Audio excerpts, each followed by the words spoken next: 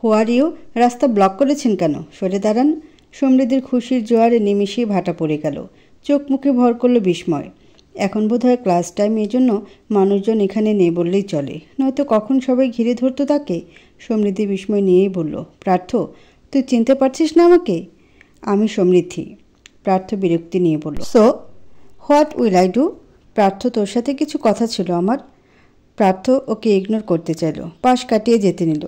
সমৃদ্ধি ওকে যেতে দেখি এগিয়ে গিয়ে হাত বাড়িয়ে পার্থর হাত ধরতে চায়। সে ওর হাত বাড়ানো দেখি 2 কদম পিছিয়ে যায়। মুখের সামনে আঙুল তুলে বলে, ডোন্ট টাচ, দূরে সর। পার্থ মুখ খুললে অপমানের তোপ সামলাতে পারবি না। বেহায়ার মতো পথ না আটকে সর সামনে থেকে। সমৃদ্ধি চোখ মুখে খুশির ঝলক নিয়ে বলল, জানি এখনও ভুলিসনি আমাকে, শুধু রেগে আছিস তাই তো? আমি তোকে সব বলবো, তুই একটু কথা শোন আমার। পার্থ চোখ বন্ধ করে রাগ নিয়ন্ত্রণ করতে চাইল। দাঁতে দাঁত চেপে বলল, মন চাচ্ছে তোর কানের নিচে কষিয়ে একটা থাপ্পড় মারতে, কিন্তু আমি নর্দমার কিটে হাত দিই না। আমি তো আমার বউকে ছাড়া কাউকে টাচও করি না। তাই বলছি পথ ছাড়, নয়তো পায়ে জুতো আছে, হাতের আর প্রয়োজন পড়বে না। পার্থর অপমান সে গায়ে লাগালো কিনা সন্দেহ। সে আটকে রইল পার্থের সে বউ বলা কথায়। বলল, তুই সত্যিই বিয়ে করেছিস? কই, আমি তো করলাম না। বিশ্বাস কর, তোকে ছাড়া আমি ভালো নেই। পার্থ সমৃদ্ধির কথায় কিছুই যায় আসছে না।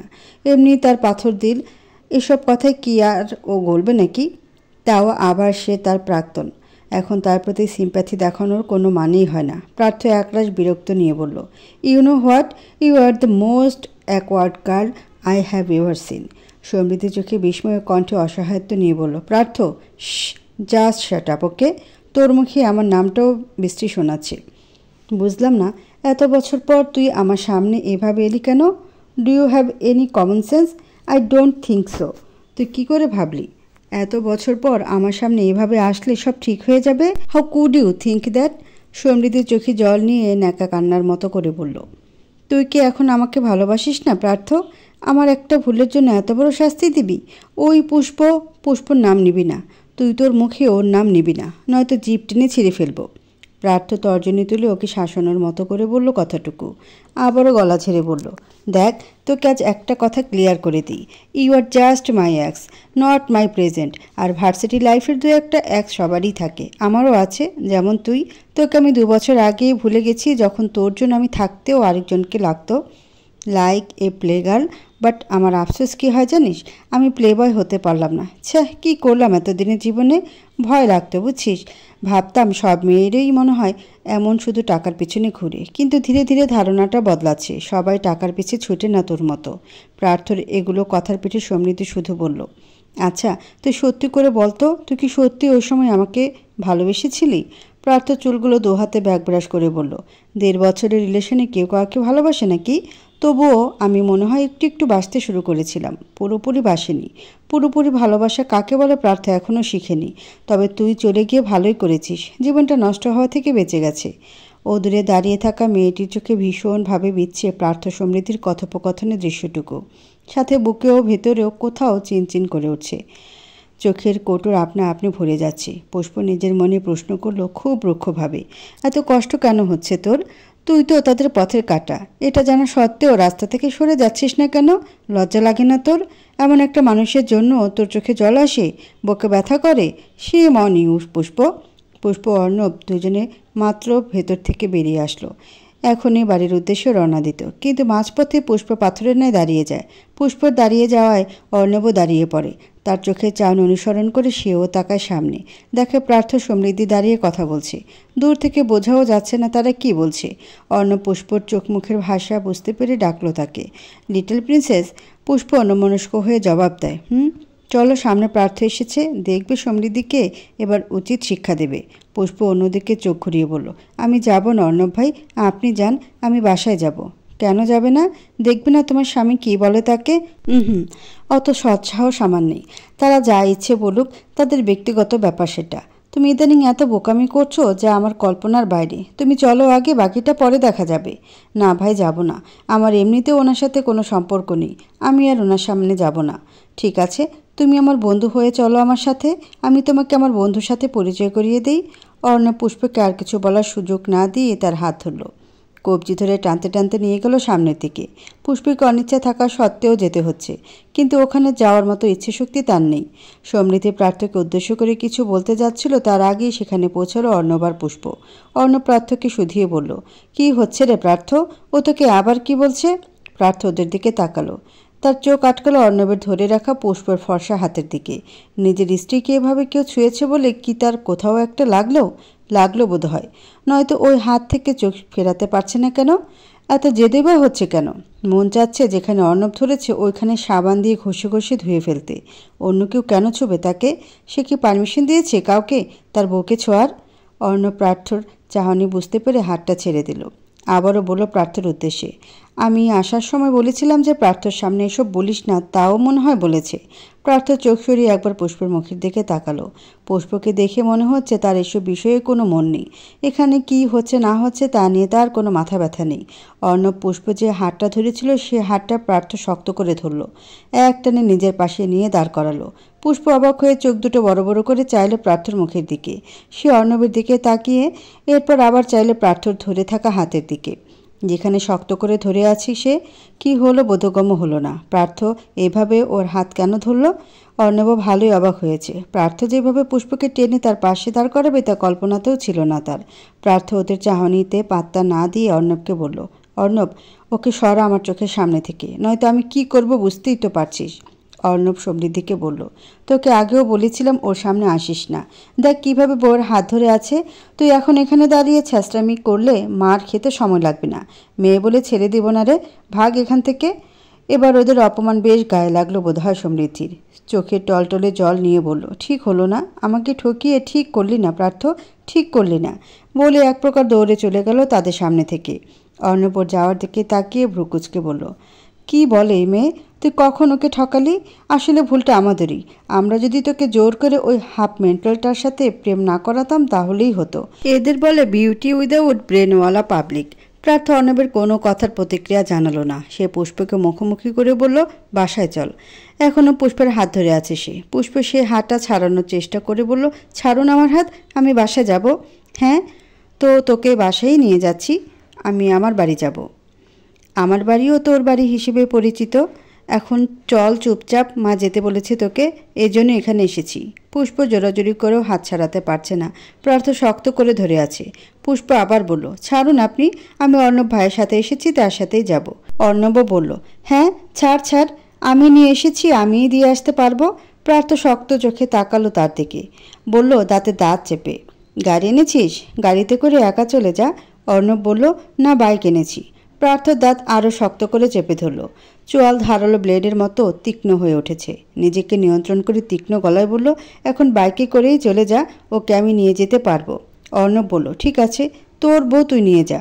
প্রিন্সেস, তুমি ওর সাথে চলে যাও কেমন, আমি আসছি।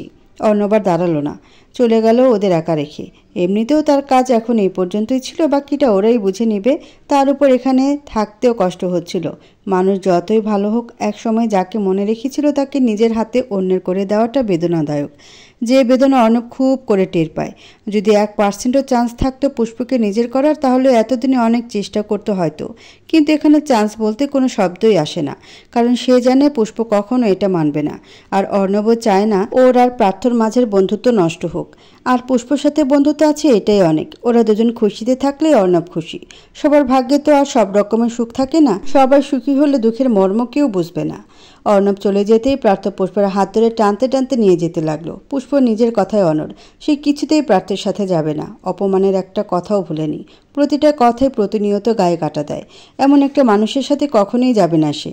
তাই বারবার হাত মুচড়ে ছুটতে চাইছে প্রার্থর হাত থেকে, কিন্তু পারছে না। প্রার্থকে টানতে টানতে গাড়ির সামনে এনে দাঁড়িয়ে গেল। ধমকে বলে উঠল, থাম, বাই মাছের মতো এত ছটফট করছিস কেন?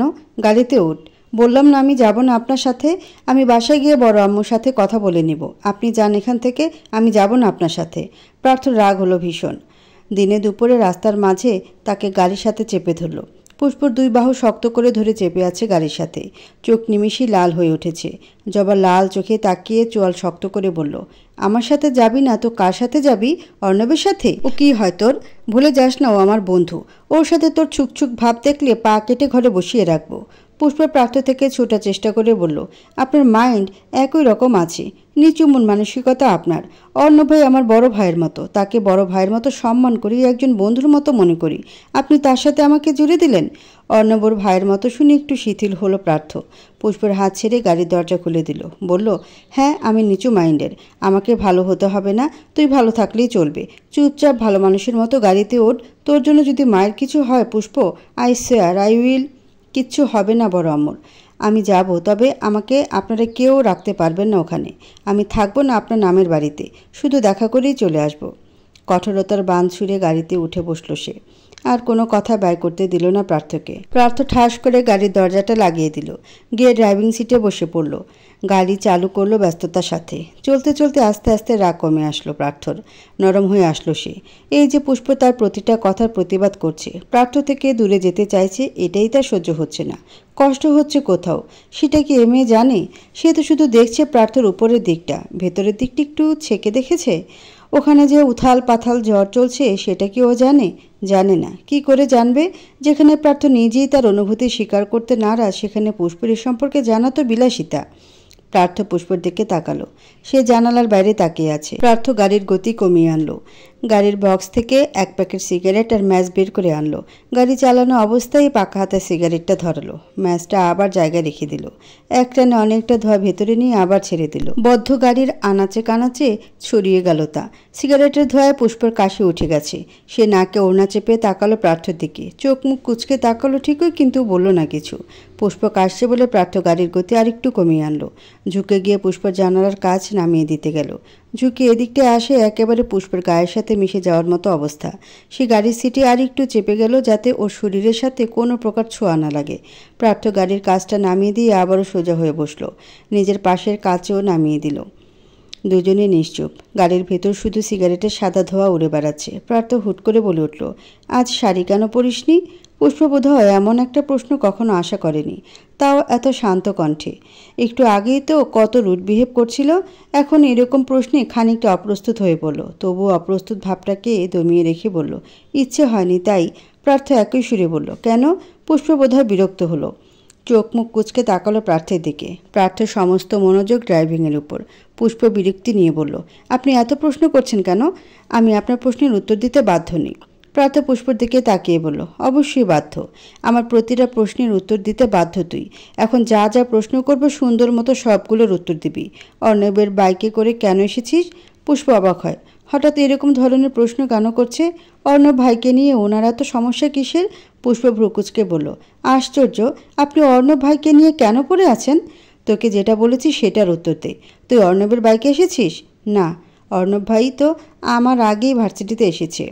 আমি কি করে তার সাথে আসব? কথাটা শুনে প্রার্থ একটি শান্তি অনুভব করলো হয়তো, কিন্তু এই অনুভূতি তার ধরার বাইরে।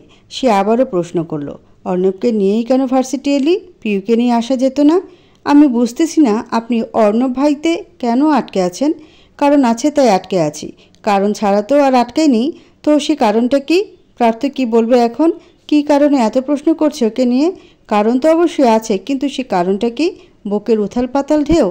এখন এটা কি আর পুষ্পকে বলা যাবে? কখনোই না। প্রার্থ গম্ভীর হয়ে বলল, কিছু না।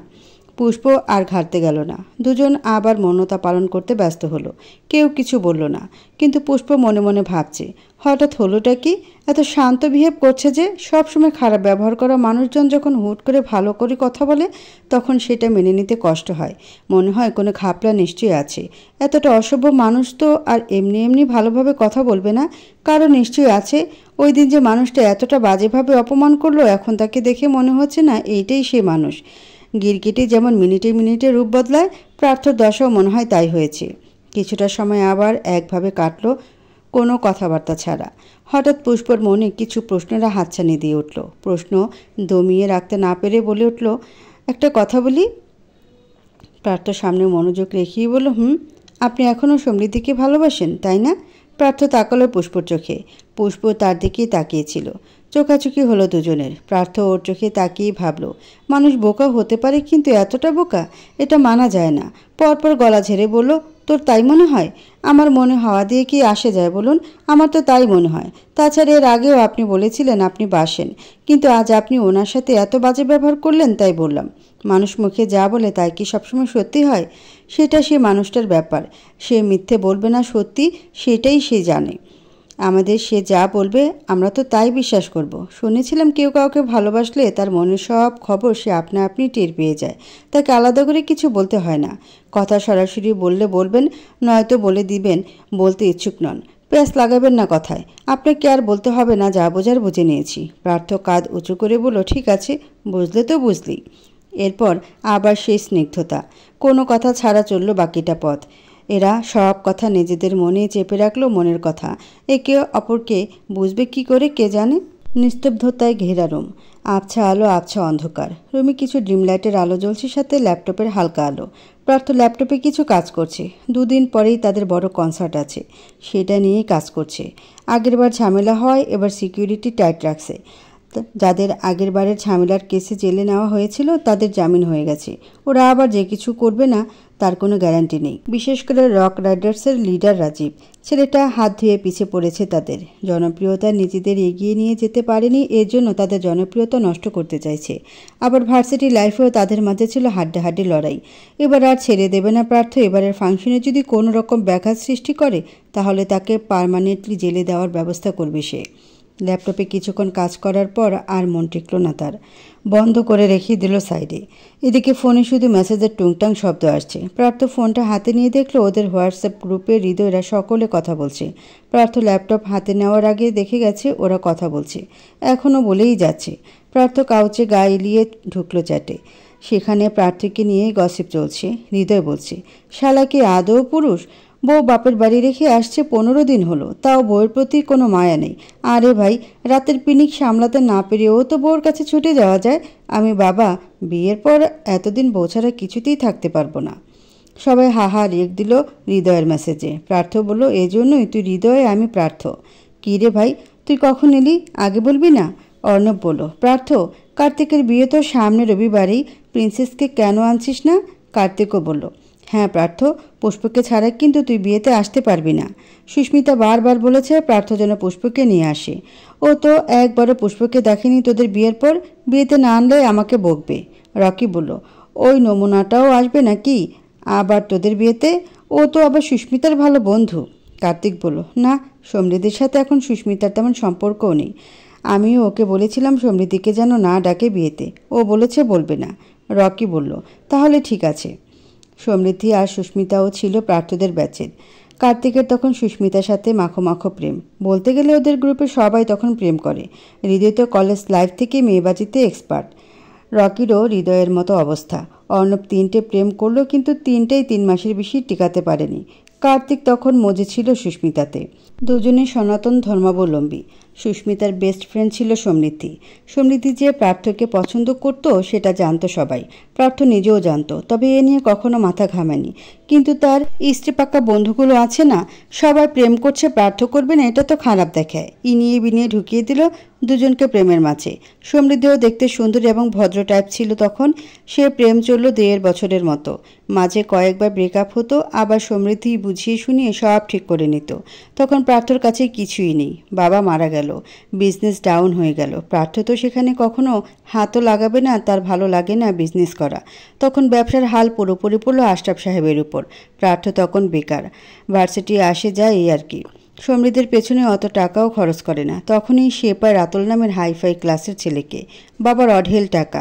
সমৃদ্ধি সুন্দরী হওয়ায় তাকে একবার প্রপোজ করেছিল। ওই একবারই সে রাজি হয়ে যায়, ভুলে যায় 1.5 বছরের সম্পর্কের কথা। তখনও পার্থ কিছু জানতো না, কারণ পার্থর সাথে সম্পর্ক থাকাকালীন সে রাতুলের সাথে ডেট করত, মানে ডাবল টাইমিং। একুলো চাই তার, ওকুলো চাই। পার্থ এসব জানতে পেরে সাথে সাথে ছেড়ে দেয় তাকে। যার কাছে সম্পর্কের থেকে টাকার মূল্য বেশি, সে অন্তত পার্থর আপন মানুষ হতে পারে না।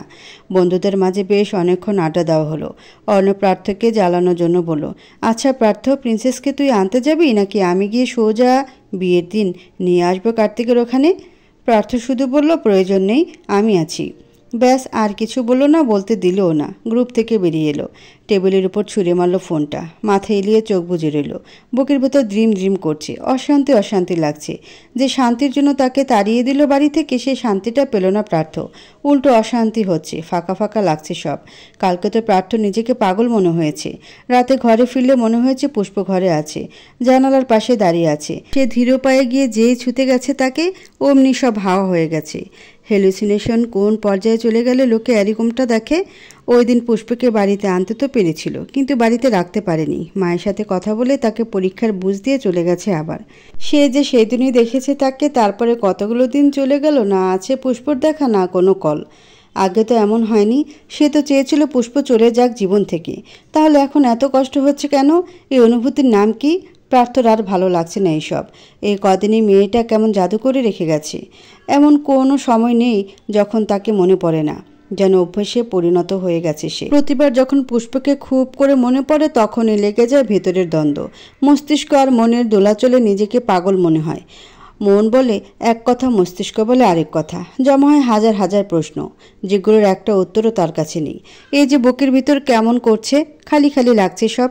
এগুলো কেন হচ্ছে? ইচ্ছে করছে পুষ্পকে নিজের চোখের সামনে বসিয়ে রাখতে, তারপর চোখে চোখ রেখে জিজ্ঞেস করতে, কেন হচ্ছে এমন? পুষ্পরও কি এমন লাগে প্রার্থর জন্য? এটাকে কি ভালোবাসা বলে নাকি অন্য কিছু? আর ভাবতে পারল না ছেলেটা। চট করে উঠে দাঁড়ালো। ফোনটা হাতে তুলে দেখলো ঘড়িতে রাত প্রায় 10টা।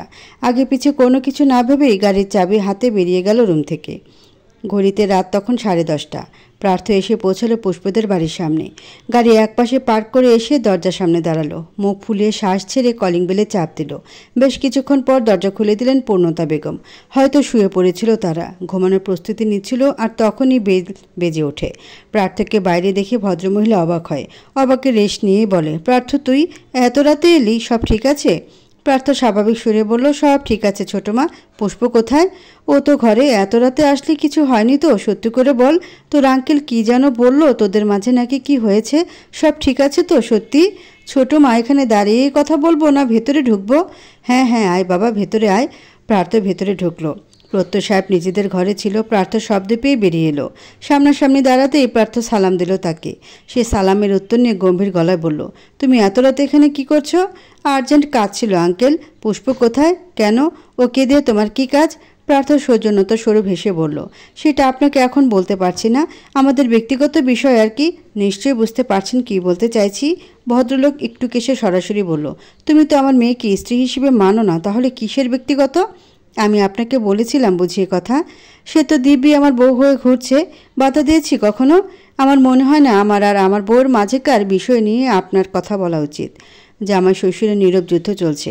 আগে থেকেই তাদের দুজনের কম বনে সব সময় একটা নীরব যুদ্ধ চলে দুজনের মাঝে। পূর্ণতা বেগম বিষয়টা বুঝতে পেরে স্বামীকে উদ্দেশ্য করে বলল, তুমি থামো তো। ও এসেছে মাত্র, তুমি শুধু প্রশ্ন করেই যাচ্ছ। যেতে দাও ওকে পুষ্পর কাছে, কাজ তো থাকতেই পারে। প্রার্থ বাবা, তুই উপরে যা, পুষ্প রুমেই আছে। প্রার্থ আর থামল না, হেঁটে উপরে চলে গেল। প্রত্যয় সাহেব চোখ মুখ আধার করে বলল, তোমার বোনপো 1 নম্বরের বেয়ারা একটা ছেলে। তিনি ফুঁসে উঠলেন, কেন? আমার বোনপো তোমার কি করলো? তুমি তো আসার পর থেকে আজব আজব প্রশ্ন করে যাচ্ছ। এখন ও শুধু আমার বোনপো না, তোমার মেয়ের জামাইও। এখন তোমার এমন ব্যবহার শোভা পায় না। পূর্ণতা হনহন করে হেঁটে চলে গেল রুমে। ভদ্রলোক হেরে যাওয়ার মতো তপ্ত শ্বাস ফেলে নিজেও চলে গেল। প্রার্থ শেষ সিঁড়িতে ওঠার সময় দেখা হলো প্রিয়ার সাথে। প্রিয়া নিচেই নামছিল বোধহয়। প্রার্থকে নিজের সামনে দেখে অবাক চোখে তাকালো। সন্ধিহান গলায় বলল, প্রার্থ ভাই, তুমি এখানে? কিছু হয়েছে? প্রার্থ স্বভাবতই বলল, না। তাহলে তুমি এখানে এত রাতে? তোর বুবু কোথায়? বুবু তো ঘরেই। কিছু হয়েছে? হঠাৎ এত বুবুর খোঁজ করছো? বুবুকে নিতে এসেছ? প্রিয়া উৎফুল্লতায় বলে উঠল, কি সত্যি? তোমাদের মাঝে সব ঠিক হয়ে গেছে? না, সর, তুই যেতে দে। প্রিয়া জায়গা করে দিল, বলল, আচ্ছা যাও, সব ঠিক করে নিও। হ্যাঁ, বুবুকে আর কষ্ট দিও না। প্রিয়া যেতে নিলে প্রার্থ ডেকে উঠল ওকে। গম্ভীর সুরে শুধালো, প্রিয়ু। প্রিয়া থেমে বলল, অন্তর সাথে কথা হয়েছে তোর? প্রিয়ার মুখে নিমিষে আধা নেমে এলো। মুখ অমাবস্যার অমানিসায় ঢেকে গেল মুহূর্তেই। বলল, না, আমি কথা বলি না ওর সাথে। কেন? প্রার্থসুর গম্ভীর থেকে গম্ভীর হচ্ছে। প্রিয়া ঘাবড়ে যায় তাতে। আমতা আমতা করে বলল, ও তোমার কাছে আমার নামে বানিয়ে বানিয়ে মিথ্যে কথা বলেছে। প্রার্থ ভ্রু উঁচিয়ে বলল, ও কখন কি বলল আমার কাছে? বলেছে আমার আর হৃদয় ভাইকে নিয়ে বলেনি কিছু? না তো। প্রিয়া ঢোক গেলে বলে রয়ে শুয়ে, ওই দিন তুমি যে বললে হৃদয় ভাইয়ের থেকে দূরে থাকতে, তো আমি কিসের জন্য দূরে থাকতে বলেছি তুই কি করে জানলি? না মানে তুমি বললে তাই ভাবলাম অন্ত ভাই বুঝি বানিয়ে কিছু বলেছে তোমাকে। অন্তকে আমাকে কিছু বলতে হবে কেন? আমি কি অন্ধ? আমার চোখের সামনে কি হয় আমি বুঝি না? হৃদয় তোর জন্য ঠিক নয়, দূরে থাকবি ওর থেকে। কেন? এক বুক সাহস নিয়ে জিজ্ঞেস করলো প্রশ্নটা। যেখানে প্রার্থ হাতে নাতে ওকে ধরে ফেলেছে সেখানে ওর আর এগুলো বলার সাহস থাকবে না, তবুও মনে সাহস জুগিয়ে প্রশ্নটুকু করলো। প্রার্থ চোখ বুজে কপালে 2 আঙ্গুল ঘষে শান্ত গলায় বলে, তোদের 2 বোনের নজরে কি আমার বন্ধুদের ছাড়া আর কাউকে পড়ে না? আর তুই, তোর সাহস বেশি বেড়ে যাচ্ছে না? আমি যেটা বলছি সেটা চুপচাপ শুনবি, বাড়তি কথা পছন্দ না আমার। ফের যদি তোকে হৃদয়কে নিয়ে মাতামাতি করতে দেখি তাহলে পড়ালেখা সব বন্ধ করে দেব, টাকলা বুড়োর সাথে বিয়ে দিয়ে দিব, তারপর করিস সংসার। প্রিয়াকে ওয়ার্ন করে চলে গেল সামনে থেকে। প্রিয়া প্রার্থ যাওয়ার দিকে তাকিয়ে ঠোঁট উল্টে কেঁদে দিল। প্রেম হওয়ার আগে সব কিছু শেষ করে দিল তার ভাই। আর কত কি বলে গেল। প্রিয়া কান্না করা ছাড়া আর কিছুই উপায় পাচ্ছে না, বুক ফুঁড়ে শুধু কান্নাই আসছে। প্রার্থ পুষ্প দরজার সামনে এসে দাঁড়িয়ে পড়ল। দরজাটা হাট করে খোলা। এতক্ষণ ঠিকই ছিল, কিন্তু দরজার সামনে এসে হার্টবিট বেড়ে গেল। ভেতরে এক প্রকার যুদ্ধ চলছে যেন। খোলা দরজাটা হাত দিয়ে ঠেলে আরেকটু খুলে দিল। দরজা খুলতেই নজর এলো পুষ্প। পুষ্প খাটে উপর হয়ে শুয়ে আছে, সামনে বই রাখা, পা দুটো সমানে দুলছে। আজ আবার সেই শাড়ি পরেছে। পা দুলানোতে শাড়ি উঠে ফর্সা পায়ের কিছুটা অংশ দৃশ্যমান। তার পাশে সুন্দর করে ভদ্র হয়ে বসে আছে এলাচি। পুষ্প বই পড়ছে আর আলাতির সাথে টুকটাক কথা বলছে। অনেকদিন পর আবার পুষ্পকে দেখায় ভেতরে একটু শান্তি অনুভব হলো কি? হয়তো হলো। বেড়ে যাওয়া হৃদযন্ত্রের গতি ক্রমশ কমে আসছে। ভেতরে ঢিপ ঢিপ আওয়াজ নিজের কানে এসেও লাগছে। গলা শুকিয়ে মরুভূমি হয়ে গেছে। দুটো ঢোক গিলে গলাটা শুকিয়ে নিল আগে। তামাকের আগুনে পোড়া ঠোঁট দুটো নাড়িয়ে ডাকলো তাকে, ফুল। পুষ্পের বক্ষস্থল ধক করে ওঠে। ত্বরিত গতিতে উঠে বসে। দরজার পানে তাকিয়ে দেখে প্রার্থ দাঁড়িয়ে। প্রার্থর মুখ ফুসকে বেরিয়ে যাওয়ার শব্দটা শুনে নিজেই আটকে উঠল। পরপর নিজেকে স্বাভাবিক করে গম্ভীর্যতায় ফিরিয়ে আনলো। একটু কেশে বলল, পুষ্প। পুষ্প অবাক লেহনে তাকিয়ে আছে তার দিকে। ও শুনেছে প্রার্থ ফুল বলেছে, কিন্তু বিশ্বাস হচ্ছে না। প্রার্থ যেখানে দাঁড়িয়ে তাও বিশ্বাস করতে চাইছে না। তড়িঘড়ি করে উঠে দাঁড়ালো সে। পুষ্প কিছু বলবে তার আগে প্রার্থ বলল, কণ্ঠ তার শান্ত। তুষারে জম একখণ্ড বরফের না শীতল তার স্বর, বাড়িতে চল। পুষ্প হৃদয়ের মাঝে সন্ধি ঘটিয়ে বলে, মানে? প্রার্থ ভনিতাহীন জবাব দেয়, বাড়িতে চল। বাড়িতে যাব মানে? আপনি এখানে কেন? কি চাই? কেন এসেছেন? প্রার্থ শান্ত মূর্তি ক্রমশ বদলে যাচ্ছে। বলল রাগত সুরে, তোকে নিতে এসেছি, চল বাড়িতে, ব্যাগ গোছা। পুষ্প বুঝল না প্রার্থ এরকমটা কেন বলছে, তাই প্রশ্ন করলো, হঠাৎ আপনি কেন আমাকে বাড়িতে নিয়ে যেতে চাইছেন? আপনি তো নিজে আমাকে বাড়ি থেকে চলে যেতে বলেছিলেন। এই মেয়েকে এখন কি করে বোঝাবে সে কেন নিতে এসেছে সেটা নিজেও জানে না। হৃদয় মাঝে অশান্তির ঝড় হচ্ছিল। সে ঝড় দমন করতে এখানে আসা, সেটা হয়েছেও বোধহয়। এই যে এখানে এসে ভেতরে কেমন শান্তি অনুভব করছিল। কিন্তু পুষ্পের অতিরিক্ত প্রশ্নে রাগ হচ্ছে। প্রার্থ আদেশ স্বরূপ বলল, আমি তাড়িয়েছি, এখন আমিই নিয়ে যেতে চাইছি, চল বের হ। পুষ্প বাঁকা হাসে, হেয়ালি গলায় বলে, আপনার কি মনে হয় আমি কাঠের পুতুল? যখন চাবি যেদিকে ঘোরাবেন আমি সেদিকেই ঘুরে যাব। প্রার্থ হয়তো তাই ভেবেছিল ওকে যেতে বললে বুঝি সত্যিই চলে যাবে তার সাথে। কিন্তু পুষ্পের ভাবমূর্তি দেখে অন্য কিছু মনে হচ্ছে। প্রার্থ স্বাভাবিকভাবেই বলল, তুই কি যাবি আমার সাথে? কখনোই না। ওই দিনের কর অপমানের একটা কথাও ভুলিনি। প্রতিটা কথা গায়ে এখনও হুল ফুটায়। পুষ্প ভালোবাসার কাঙ্গালি ছিল, এখন সে ভালোবাসার কাঙ্গালি নয়। প্রার্থ শক্ত হাতের থাবায় আঁকড়ে ধরে পুষ্পের বাহু, এক টানে নিজের কাছে নিয়ে আসে। টাল সামলাতে না পেরে বাড়ি খায় প্রার্থর প্রশস্ত বুকে। প্রার্থ দুহাতে ওকে সোজা করে রক্তাপ চোখে তাকিয়ে রাগে ফুসতে ফুসতে বলে, এখন নয় কেন? এখন অন্য কেউ এসেছে জীবনে? তোর তো আমার প্রেম তৃষ্ণায় ভোগার কথা ছিল, তাহলে কি হলো? মিটে গেছে তৃষ্ণা? কাকে দিয়ে মিটিয়েছিস? প্রার্থর এমন ব্যবহারে বেচারে এলাচিও ভয় পেয়ে যায়। নিজের মালকিনকে এইভাবে দেখে শব্দ করে ডেকে ওঠে। পুষ্প প্রার্থের হাত ছাড়াতে চায়, কিন্তু পারে না। প্রার্থ তাকে আরও চেপে ধরে। পুষ্প এবার নিজের তরফ থেকে সাফাই গাইতে চাইল না। প্রার্থর ভাষাই বলল তাকে, যাকে ইচ্ছে তাকে দিয়ে মিটাবো। আপনার কোথায় সমস্যা? আমি তো চলে এসেছি আপনাকে ছেড়ে, মুক্ত করেছি আপনাকে, তাহলে এখনও কেন আমাকে নিয়ে মাথা ব্যথা আপনার? প্রার্থ ওকে টেনে আরও কাছে নিয়ে আসে। রাগে হিতাহিত জ্ঞান হারিয়ে চেঁচিয়ে উঠে, হ্যাঁ মাথা ব্যথা আমার, তোকে নিয়েই মাথা ব্যথা। শুধু তাই নয়, সবখানে ব্যথা আমার। এখানেও ব্যথা করে আমার। কেন করে বল, কেন করে এমন ব্যথা? রাগে বিছানায় ছুঁড়ে মারে পুষ্পকে। আর কোনো বাক্য ব্যয় করল না। প্রশ্ন করলো, তবে উত্তরের আশায় রইল না। ওকে রেখে হনহন করে বেরিয়ে গেল রুম থেকে। পুষ্প বিছানা বসে স্তব্ধ তাকিয়ে রয় প্রার্থর যাওয়ার পথে। বিমূল হয়ে ওভাবেই বসে রইল কিয়ৎক্ষণ, চোখে আবছা জল। প্রার্থর কথাগুলো এখনও কানে ঝংকার তুলছে। কি বলে গেল সে? ব্যথা করে বুকে? কেন করে? বক্ষপটে তো পুষ্পরও ভীষণ ব্যথা, সেটা তো তার ভালোবাসার জন্য, কিন্তু প্রার্থর তার বক্ষ পাজরে কিসের ব্যথা? প্রার্থর ক্ষিপ্র গতিতে নিচে নামছে। পূর্ণতা তার নামা শব্দ পেয়েই বেরিয়ে এলো রুম থেকে। ততক্ষণে প্রার্থর ড্রয়িং রুমে পেরিয়ে সদর দরজার কাছে পৌঁছে গেছে প্রায়। তিনি পেছন থেকেই হাঁক ছুড়লেন, প্রার্থ কোথায় যাচ্ছিস? কিছু খেয়ে যা বাবা। কি হয়েছে? কে শুনে কার কথা? সে তার নিজের মতো করে চলে গেল এখান থেকে। পূর্ণিমার মাথায় ঢুকলো না হঠাৎ হলোটা কি? এখনই তো আসলো, আবার এখনই চলে যাচ্ছে। গভীর অমানিশায় ঢাকা রাস্তা। দূরে থাকা নিয়ন বাতির আলো খুব একটা কাজে দিচ্ছে না। অন্ধকারই হয়ে আছে জায়গাটা। রাস্তার মাঝে একটা কালো গাড়ি দাঁড় করে রাখা। গাড়ির ভেতর প্রার্থ বসা, ছিটে মাথা হিলিয়ে দু চোখ বুজে আছে। এতক্ষণে রাগত্ব মেজাজটা আপনি আপনি শান্ত হয়ে আসছে। এখন রাগ বর্তাচ্ছে গিয়ে নিজের উপর। এক দণ্ড রাগ ছাড়া কাটাতে পারে না। কথায় কথায় ছ্যাদ করে ওঠে। কি দরকার ছিল পুষ্পের সাথে অমন ব্যবহার করার? সুন্দর মতো বললেই তো হতো। গেল কি করতে, করে আসলো কি? সম্পর্ক আরও বিগড়ে দিল। এখন বুকের মাঝে যে কী নিদারুণ ব্যথা হচ্ছে তা সহজে বুঝে আসছে তার। পুষ্পর ইগনোরেন্স হয়তো বেশি কষ্ট দিচ্ছে। আজ মনে হচ্ছে পুষ্পর জায়গায় ও নিজে দাঁড়িয়ে আছে। সব কেমন বিষাদময় লাগছে। পড়ে যাচ্ছে ভিতরে সব কিছু। এই পুরো অনুভূতির কি নাম দেওয়া যায়? ভালোবাসা? নিজের ভাবনাতেই আটকে উঠল ছেলেটা। বরাবরের মতো এড়িয়ে যেতে চাইলে অনুভূতির দাবানল, কিন্তু পারল না। ভেতরে একই সুর বেজে যাচ্ছে। কেন বারবার? স্নিগ্ধ সকালের ঝলমলে রোদ, সোনালি সূর্য শিখা সরাসরি এসে পড়ছে ছাদের উপর। হালকা রোদে মিষ্টি বাতাসের মাঝে ছাদের কার্নিশ ঘেঁষে দাঁড়িয়ে আছে প্রার্থ। হাতে আধো পোড়া সিগারেট, চুলগুলো অগোছলো হয়ে পড়ে আছে কপাল জুড়ে। সূর্যের সোনালি রশ্মিতে বহ্নি শিখার ন্যায় জলজল করছে কালো চুলগুলো। চোখ দুটো আনমনে পড়ে আছে দূরে রাস্তার পারে। সেখানে দুটো নেড়ি কুকুর একবার ঝগড়া করছে, একে অপরের উপর ঘেউ ঘেউ করে উঠছে, তো আবার মিশে যাচ্ছে দুজন। একে অপরের শরীরে ঘ্রাণ নিচ্ছে, জিভ দিয়ে লাহন করছে।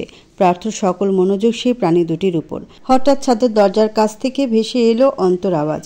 অন্ত ডেকে বলছে, প্রার্থ ভাই, নিচে বড়মা তোমাকে ডাকছে। প্রার্থ আস্তে ধীরে পেছনে ঘুরল। সিগারেটটাও প্রায় শেষের পথে। জ্বলন্ত সিগারেটে আরও একটা টান দিল। সেটাকে ফেলে পায়ের নিচে পিষে ফেলল।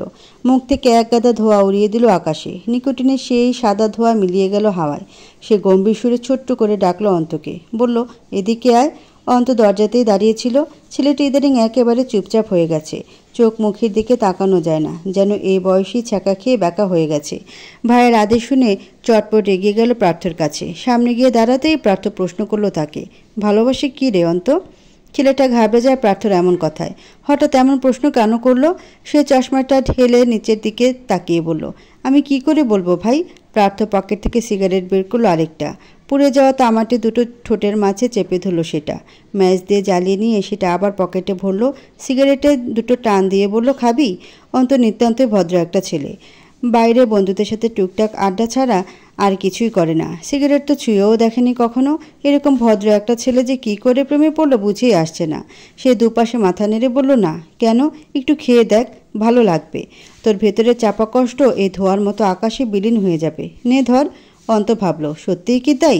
ধূমপান করলে ভেতরের কষ্ট সব হাওয়ায় বিলীন হয়ে যায়? এটা কি আদৌ সম্ভব? যদি তাই হয় তাহলে অন্ত শুধু সিগারেটই খাবে, আর কিছু খাবে না। দুঃখগুলো বিলীন করার উদ্দেশ্যে হাত বাড়ালো প্রার্থর এগিয়ে দেওয়া সিগারেটের দিকে। তখনই হাতটা সরিয়ে আনলো প্রার্থ। অধর ভাজে পুড়ে সেটাতে আরেক টান দিয়ে বলল, না থাক, তোর খেতে হবে না, পরে আবার অভ্যেস হয়ে যাবে। এগুলো খাওয়া ভালো না, মানুষ মরে যায়। তাহলে তুমি কেন খাও ভাই? প্রার্থ স্বাভাবিকভাবেই বলল, আমি খাই আমার মনের সুখে। অন্ত আবারও প্রশ্ন করল, তোমার মনে অনেক সুখ? বলতে পারিস। দুই ভাই চুপ হয়ে গেল। দুজনের মনে যে সুখ নেই সেটা তাদের দুজনেরই জানা আছে। কিছুক্ষণ পর প্রার্থ আবার বলল, অন্ত, ভাই বলতো, ভালোবাসার অনুভূতি কেমন হয়? তোর তো জানা আছে, আমার জানা নেই, তাই তোকে জিজ্ঞেস করছি। অন্ত ভয় পেল। ভাই কি করে জানলো অন্ত জানা আছে? জিভে ঠোঁট ডুবিয়ে বলল, ভাই তো তুমি কি বলতে চাইছো? প্রার্থ মুখে চসূচক শব্দ করে বলল, সহজ কথাই তো বললাম, বুঝতে পারছিস না? তুই তো আমার ছোট, কিন্তু তোর অনুভূতি মনে হয় আমার বড়। আমি আমার অনুভূতি বুঝতে অক্ষম। তুই বল, ভালোবাসলে কেমন অনুভূতি হয়? অন্ত ঘাবড়ে গেল আবার। বলল থেমে থেমে, বাবা ভাই, আসলে আমি প্রিয়া, আমি এত তোতলাচ্ছিস কেন? আমি কিছু বলেছি তোকে? ভয় পাচ্ছিস কেন? তুই প্রিয়কে ভালোবাসিস, তা বাসতেই পারিস, আমি বাধা দিয়েছি নাকি? অন্তরাত্মা শুকিয়ে কাট। ভয় হচ্ছে মনে ভীষণ। প্রার্থভাই তার গোপন অনুভূতি জেনে গেল। এখন যদি কিছু বলে, যদি প্রিয়ার থেকে দূরে থাকতে বলে, তাহলে? সে ভয়গ্রস্ত মনে বলে উঠল, তুমি কি করে জানলে কথা? ভাই সত্যি বলছি, ও অনেক। আমি কিছু বলেছি তোকে? আমি জানি তুই ওর জন্য সঠিক না ভুল। শুধু মনে রাখবি, তুই আমার ভাই, প্রিয় আমার বোন। তোর অনুভূতির জোয়ারে যেন কারো কোনো ক্ষতি না হয়। প্রিয়াকে তোর নিজের করার দায়িত্ব তোকেই দিলাম, কিন্তু ও যদি তোকে না চায় তাহলে তুই কোনো রকম জোর জবরদস্তি করতে পারবি না। এতক্ষণে অন্তর ভয় এবং অবাকের রেশ দুটোই কেটে গেছে। সেই সময় নিয়ে বলল, ভাই একটা কথা জিজ্ঞেস করব? আমি তো আমার ফিলিংস সম্পর্কে কাউকে জানাইনি। আমার কয়েকটা বন্ধু ছাড়া আর কেউ জানেন এ কথা। তাহলে তুমি কি করে টের পেলে? প্রার্থ ধীরে সুস্থে সিগারেটটা শেষ করলো। এরপর গলা আর শ্লেষা পরিষ্কার করে বলল, তোর চোখে প্রিয়র জন্য আকুলতা দেখেছি, কখনো কখনো ব্যাকুল হতে দেখেছি। বড় ভাই হই তোর, এইটুকু অনুভূতি বুঝবো না? অন্ত নিরেট হাসে, বলে চতুরতার সাথে, ভাই তুমি আমার না বলা অনুভূতিগুলো বুঝে ফেললে, অথচ তোমার নিজের অনুভূতি বুঝতে পারছো না। অনুভূতির জাতাকলে পিষে যাচ্ছ, তবুও মনকে বুঝতে দিচ্ছ না। প্রার্থ বিস্মিত চোখে তাকালো। ছেলেটা খানিকটা অবাকও হলো বোধ হয় অন্তর কথায়। মনে হলো একদম সঠিক জায়গায় হাত দিয়েছে অন্ত। বোকা অন্তটাও কত চতুর হয়ে যাচ্ছে আজকাল। প্রার্থর ভেতরে অজানা তুফানও তার চোখে পড়ল। অন্ত প্রার্থকে নিশ্চুপ দেখে বলল, ভাই তুমি আর অনুভূতিদের দূরে ঠেলে দিও না। তোমার যদি আমাদের মনের খবর জানার মতো ক্ষমতা থাকে, তাহলে তোমার নিজের মনের খবরও বোঝার কথা। কিন্তু তুমি হয়তো বুঝতে চাইছো না। আটকে রেখো না আর তাদের, ছেড়ে দাও, মুক্ত করে দাও। দেখবে এই অনুভূতির থেকে মিষ্টি আর সুখকর অনুভূতি বোধ হয় দুনিয়ায় আর কিছুতে নেই। অন্ত কথাটুকু শেষ করে পা বাড়ালো, দাঁড়িয়ে রইল না আর। ভাইও একটু ভাবুক, একটু বুঝুক। বিমূঢ় বিধ্বস্ত হয়ে দাঁড়িয়ে রইল প্রার্থ। অনুভূতিহীন চোখে তাকিয়ে রইল সুদূর আকাশে। মস্তিষ্কে নিপুণ হস্তে লিখল নতুন কিছু। নিগুড় ভঙ্গিতে উপস্থাপন করতে চাইল অব্যক্ত অনুভূতি, যেগুলো থেকে সে পিছু হটতে চেয়েছিল, কিন্তু শেষ রক্ষা বোধহয় হলো না। পেঁচিয়ে গেল অদ্ভুত এক বেড়াজালে। সকালের নাস্তার সময় খাবার টেবিলে বসে আছে সকলে। আজ অহনা বেগমও অফিসে যাননি। রোজ রোজ অফিসের এত কাজ করতে করতে হাঁপিয়ে গেছেন মধ্যবয়স্ক মহিলাটি। বয়স আর কতই হবে, এই 36 বা 37, অথচ কাজের তাড়নায় সে এতটা ক্লান্ত যে তাকে তার বয়সের থেকেও দ্বিগুণ বয়স্ক লাগে। আজ কাজের চাপ একটু কম, এজন্য সিদ্ধান্ত নিয়েছেন যেটুকু কাজ আছে বাড়িতে বসেই করবে। আজ আর অফিসের দিকে পা মারাবে না। খাবার টেবিলে আরও বসে আছে অন্ত, প্রান্ত, প্রার্থ এবং পূর্ণিমা। সানা নেই। পুষ্প যাওয়ার পরের দিনই তাকে ইতালি যেতে হয়েছে। তার বাবা হঠাৎ অসুস্থ হয়ে পড়েন, না চাইতেও তাকে যেতে হয়েছে। সাথে অবশ্য অহনা বেগমও যেতে চেয়েছিলেন তার ভাইকে দেখতে, কিন্তু যেতে পারেননি। একে তো অফিসের কাজ, তার উপর তার পাসপোর্টেও নাকি কিসের ইস্যু হয়েছে, তাই আপাতত দেশ থেকেই খবর রাখছে তার। নিঃশব্দে খাওয়ার মাঝে হঠাৎ অহনা বেগমের ভরাট কণ্ঠ ভেসে আসলো, প্রার্থ তোর কনসার্ট কবে? প্রার্থ খাবারে মনোযোগ রেখেই বলল, আজ রাতে। তিনি আবার বললেন, তোর চাচু বলেছিল তোদের জন্য একটা ট্যুরের ব্যবস্থা করবে। কোথায় যাবি বল? কোথাও না কাকিমা, সামনের রবিবারে কার্তিকের বিয়ে, তুমি তো জানোই। তাতে কি, কার্তিকের বিয়ে শেষেই যাবি? তোদের বিয়ে তো অনেক দিনই হলো, কোথাও যাবি না? প্রাত কিছু বলল না। অহনা বেগম আবার বললেন, পুষ্প কবে আসছে? গেছে তো মনে হয় অনেক দিনই হলো। পূর্ণিমা বললেন, গেল তো অনেক দিন, প্রায় 17 দিন তো হবেই। একবার এসে বলল পরীক্ষা নাকি ওখানে থেকেই দিতে চায়, এখানে পড়ায় মন বসবে না, তাই আমিও আর আটকালাম না। কিন্তু ওকে ছাড়া, প্রিয়াকে ছাড়া বাড়িটা একদম ফাঁকা ফাঁকা লাগছে। অহনা বেগম খাওয়ার ফাঁকে বললেন, তাহলে প্রার্থ গিয়ে নিয়ে আসছিস না কেন?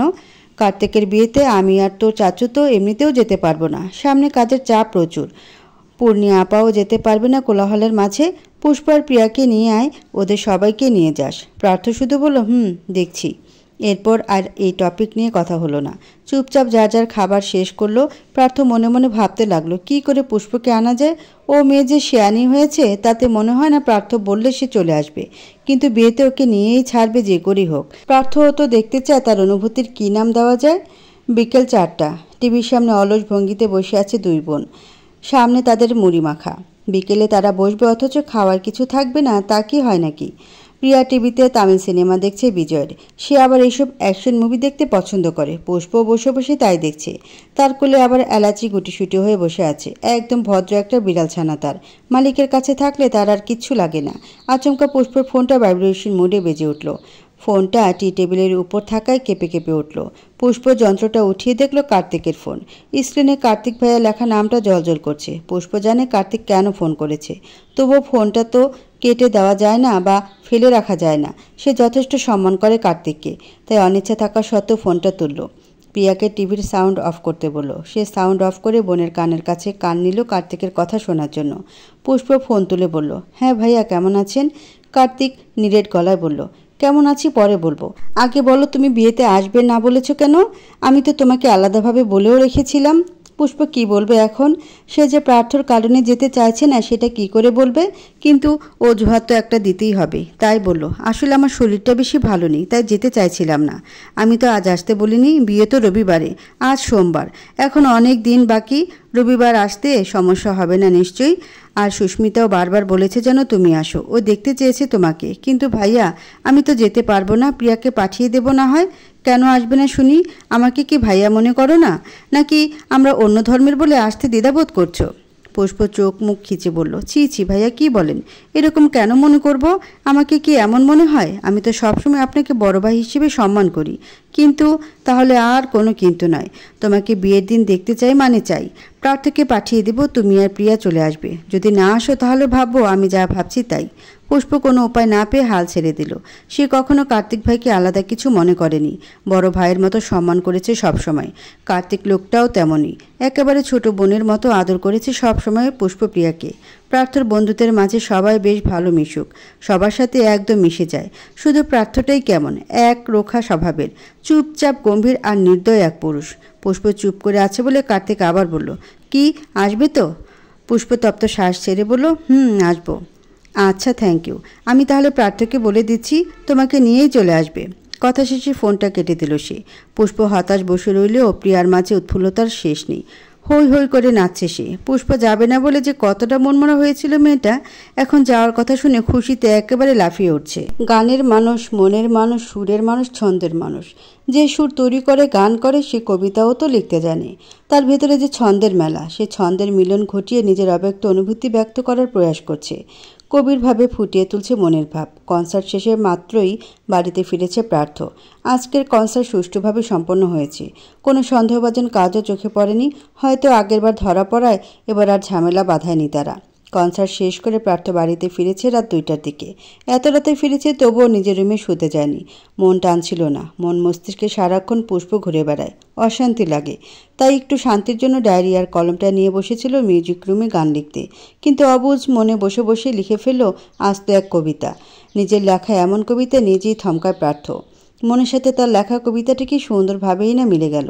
এই জন্যই বলে প্রেমে পড়লে মানুষ কবি হয়, জটিল অসুখ জ্বলানো রোগী হয়। এই রোগ কি সহজে ধরা দেয়? দেয় না। নিজেদের বুঝে নিতে হয় এই রোগ, আবার নিজেদেরকেই এর নিরাময়কারী ওষুধের খোঁজ করতে হয়।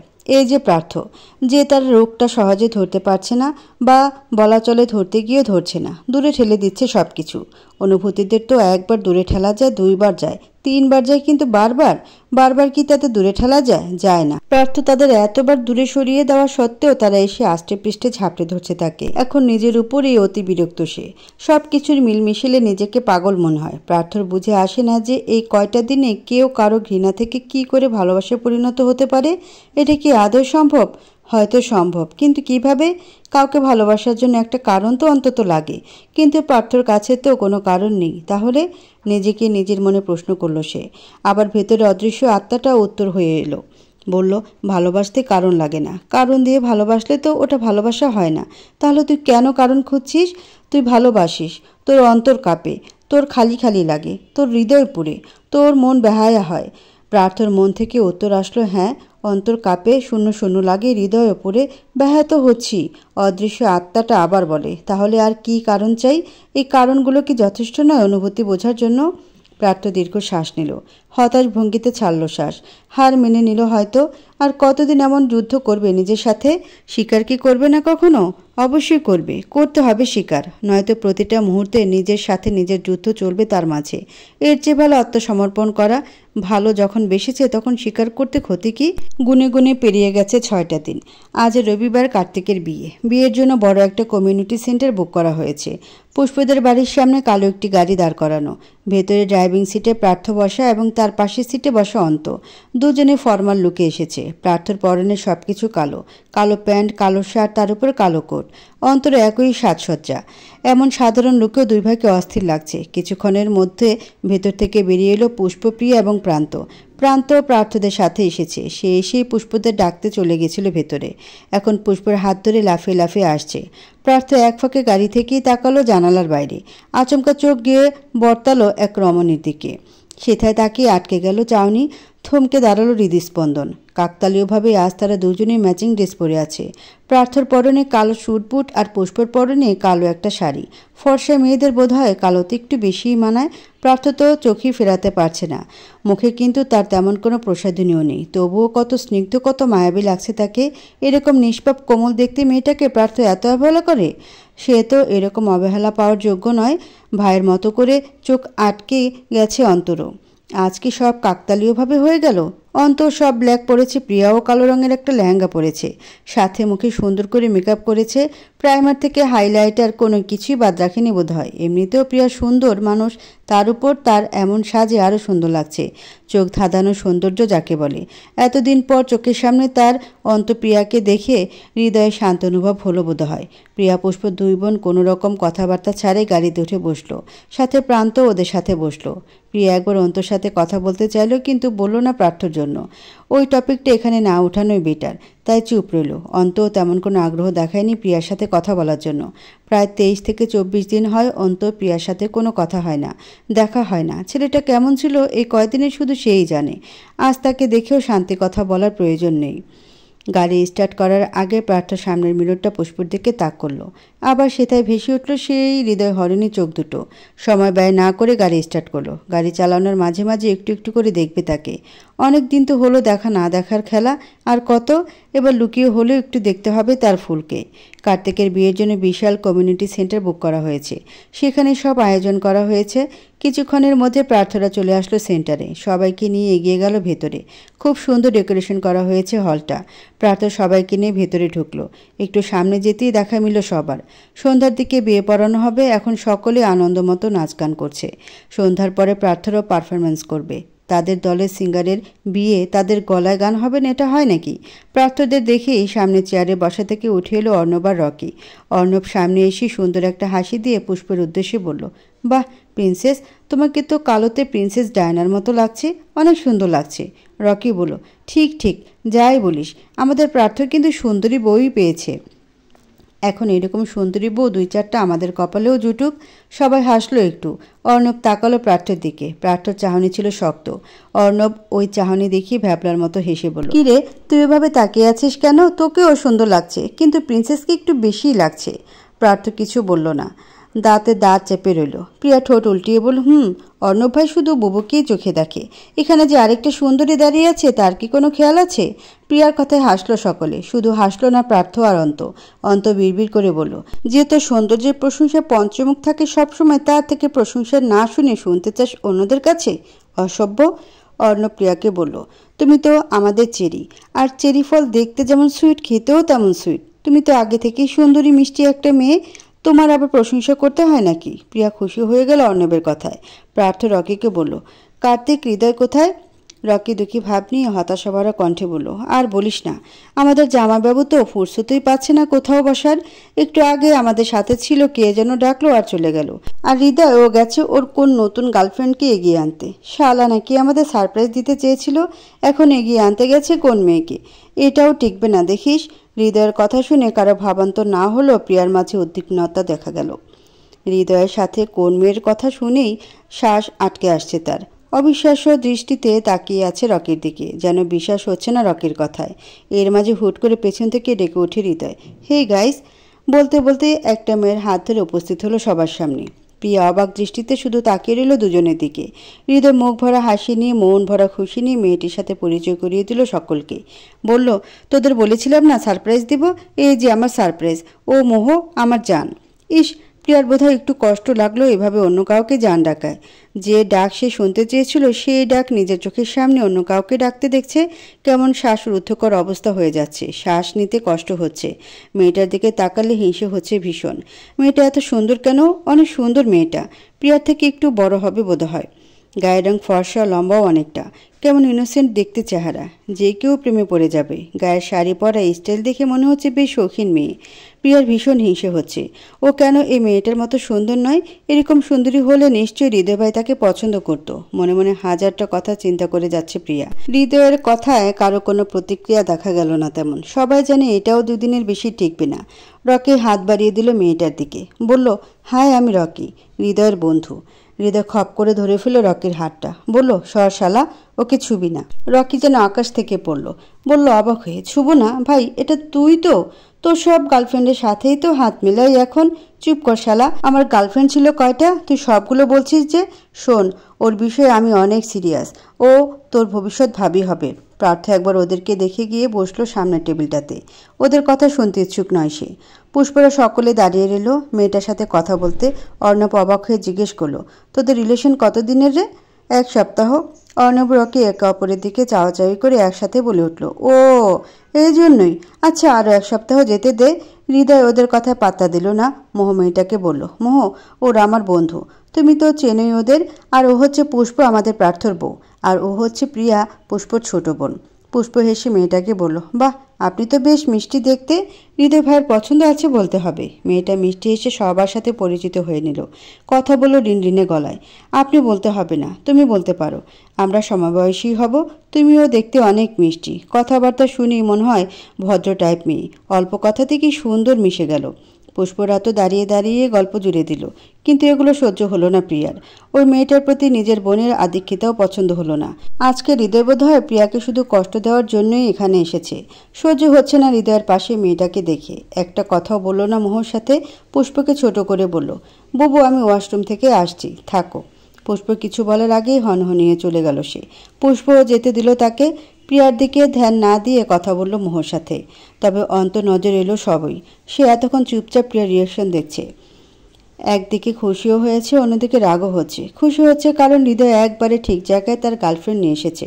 এখন আর প্রিয়া হৃদয় হৃদয় করতে পারবে না, বিষয়টা আনন্দের। কিন্তু রাগ হচ্ছে এজন্য কারণ প্রিয়া হৃদয়ের জন্য কষ্ট পাচ্ছে। জিনিসটা ভালো লাগছে না। প্রিয়ার সুখ দুঃখ সব অন্ততে সীমাবদ্ধ থাকবে, সেখানে তার অন্তপ্রিয়া কেন অন্যের জন্য কষ্ট পাবে? সেও পেছন পেছন হাঁটল প্রিয়ার রাগে ওয়াশরুমের বাহানা করে কোন দিক দিয়ে কোথায় যাচ্ছে নিজেও জানে না। লেহেঙ্গা ধরে হাঁটতে হাঁটতে দেখলো সামনে সিঁড়ি। সিঁড়ি সোজা চলে গেছে টেরেসে। সেই সিঁড়ি বেয়েই হনহনিয়ে উপরে উঠল। ছাদটাও খুব সুন্দর ডেকোরেট করা। প্রিয়া একেবারে গিয়ে রেলিং ধরে দাঁড়ালো। হুট করে ফুপিয়ে কেঁদে উঠল। অন্ত পিছু পিছু এসে দাঁড়ালো। পেছন থেকে প্রিয়াকে ফোপাতে দেখে বুকে ব্যথা হলো ভীষণ। আস্তে ধীরে এগিয়ে গেল কাছে। ঠিক পেছনে দাঁড়িয়ে হাত বাড়ালো প্রিয়ার দিকে। কাঁধে আলতো করে হাত রাখতেই চমকে যায় প্রিয়া। হড়বড় করে চোখ মুছে পেছন ঘুরে দেখে অন্ত করুণ চোখে তাকিয়ে আছে। চশমার আড়ালে থাকা চোখটি স্পষ্ট মায়া জড়ানো। প্রিয়া চোখ মুছে বলল, তুমি? অন্ত নিজের মাঝে গম্ভীর্যতা আনার চেষ্টা করলো। না জানার ভান ধরে বলল, কাকে আশা করেছিলি? কাঁদছিস কেন? এমনি এমনি এমনি কেউ কাঁদে না, বল কেন কাঁদছিলি? প্রিয়া বলল না, কথা ঘুরিয়ে নিল। বলল, এমনি কিছু না, আর তোমার সাথে কথা ছিল। আসলে সরি, ওই দিন তোমার সাথে বাজে ব্যবহার করে ফেলেছি। আমি ভেবেছিলাম তুমিই প্রার্থ ভাইকে বলেছ হৃদয় ভাইয়ের কথা। অন্ত পুরনো টপিকে গেল। সবে তৈরি হওয়া নতুন টপিকটা নিয়ে আলোচনা করতে চাইল। বলল, তা তোর হৃদয় ভাইয়ের গার্লফ্রেন্ড দেখেছিস? পছন্দ হয়েছে তোর? মেয়েটা এমনিতেই কান্না ধরে রাখতে পারছে না, তার উপর অন্ত আবার এই কথা বলল। প্রিয়া ঠোঁট উল্টে কেঁদে দিল আবার। তুমি কাটা গায়ে নুনের ছিটা কেন দিচ্ছ? আমি কিছুই করছি না, তোকে সত্যটা বললাম। একটু আগেই তো দেখলি কত সুন্দর গার্লফ্রেন্ড নিয়ে ঘুরছে। প্রিয়া আরও কেঁদে উঠল। কান্নার আওয়াজ বেশি নয়, শব্দহীন কাঁদছে। কাঁদতে কাঁদতে বলল, হৃদয় ভাই আমাকে কেন ভালোবাসলো না অন্ত ভাই? কেন সে অন্য কাউকে ভালোবাসলো? প্রিয়ার প্রশ্নের বিপরীতে ভেসে এলো শান্ত স্রোতহীন নদীর ন্যায় শীতল কণ্ঠ। তুই কেন আমাকে ভালোবাসলি না প্রিয়া? যে তোকে ভালোবাসে তাকে কেন তুই ভালোবাসিস না? প্রিয়া হয়তো বুঝল না অন্তর কথার অর্থ। সে কান্না থামিয়ে বোকা বোকা চোখে তাকালো অন্তর দিকে। অন্ত এগিয়ে এলো 2 কদম। বলল অসহায় কণ্ঠে, তোকে একটু ছুঁতে পারি? প্রিয়া কিছু বলল না, কিন্তু অন্তর হাবভাব তার বুঝে আসছে না।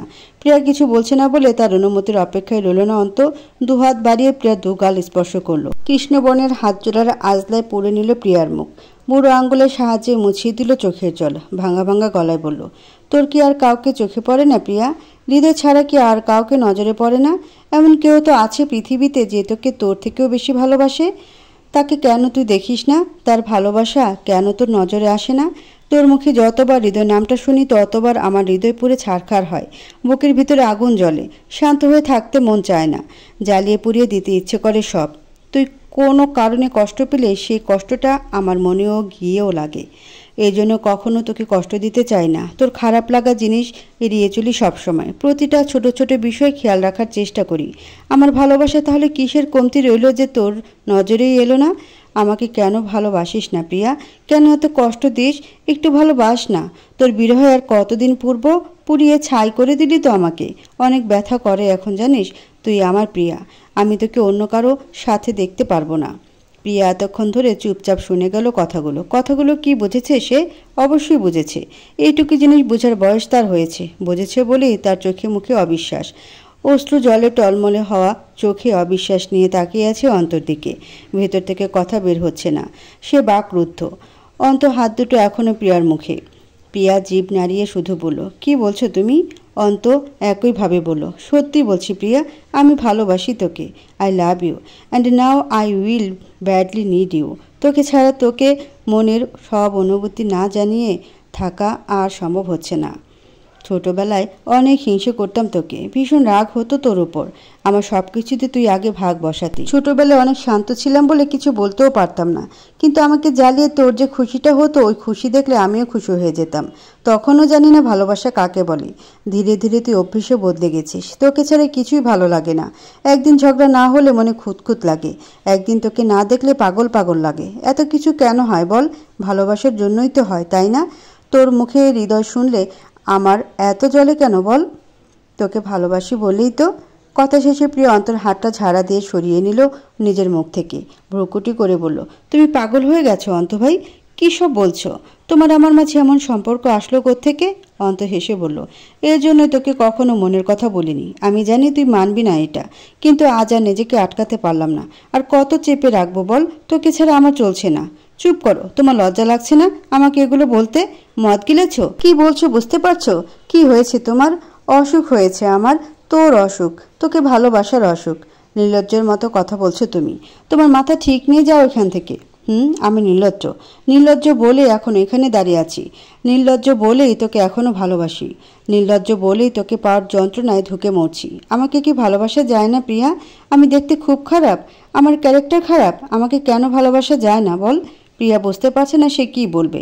অন্তর কাছ থেকে হঠাৎ এমন কথা কখনো আশা করেনি সে। অন্ত ভালোবাসে তাও প্রিয়াকে? সব তার মাথার উপর দিয়ে যাচ্ছে। প্রিয়াকে চুপ দেখে অন্ত আবার বলল, ঠিক আছে ভালোবাসিস না, কিন্তু অন্য কাউকে মনে জায়গা দিতে পারবি না। তুই শুধু আমার, আমি তোকে অন্য কারো হতে দেখতে পারবো না প্রিয়া, মরে যাব আমি। প্রথমের স্বর কঠোর থাকলেও শেষ কথাগুলোতে মিয়ে আসে অন্ত। শান্তশিষ্ট ভদ্র ছেলেরা প্রেমে পড়লে ভীষণ অগোছলো হয়ে পড়ে। কোনটা ভুল কোনটা ঠিক বুঝে আসে না। অন্তরও তাই হচ্ছে হয়তো। ভুল সঠিক বোঝার সময় নেই তার। প্রিয়াকে চাই মানে চাই, যে কোনো কিছুর মূল্য হলেও তার তাকেই চাই। প্রিয়াকে বাকরুদ্ধ বিমূঢ় করে দিয়ে সেখান থেকে চলে গেল অন্ত।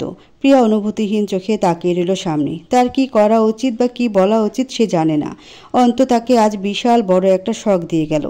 এরকম ঝটকা আগে কখনো খেয়েছে কি না মনে পড়ছে না।